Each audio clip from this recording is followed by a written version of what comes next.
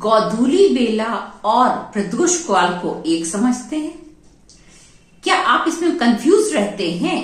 अगर ऐसा है तो ये वीडियो आपके लिए बहुत लाभप्रद हो सकती है, क्योंकि आज की वीडियो में मैं यही बताऊंगी कि गोधूली बेला, सूर्यास्त और प्रदोष काल में क्या अंतर होता है।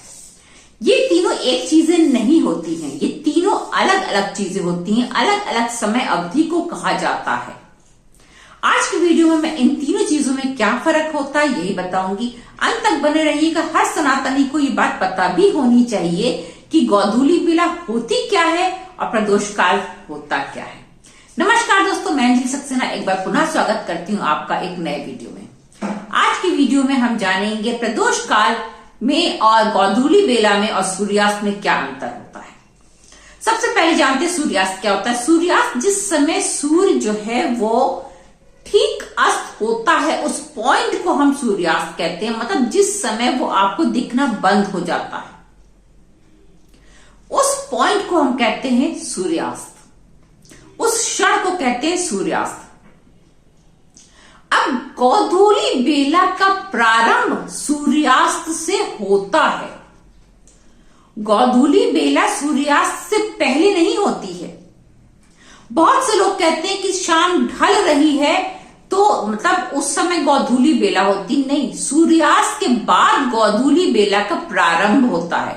इसे गोधूली बेला इसलिए कहा जाता है क्योंकि इस समय जो है श्री कृष्ण के समय में गाय जो है वो वापस आती थी अपने घर, वो चर करके वापस आती थी और सूर्यास्त के बाद वापस आते समय जो वो धूल उड़ती थी, इसीलिए गोधूली कहा जाता था उस समय को कि गायों के पांव से जो धूल उड़ती थी, इसीलिए इसका नाम गोधूली बेला पड़ा।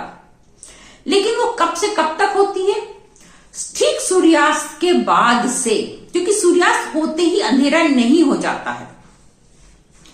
ठीक सूर्यास्त के बाद से अंधेरा होने तक की अवधि जो होती है वो होती है गोधूली बेला।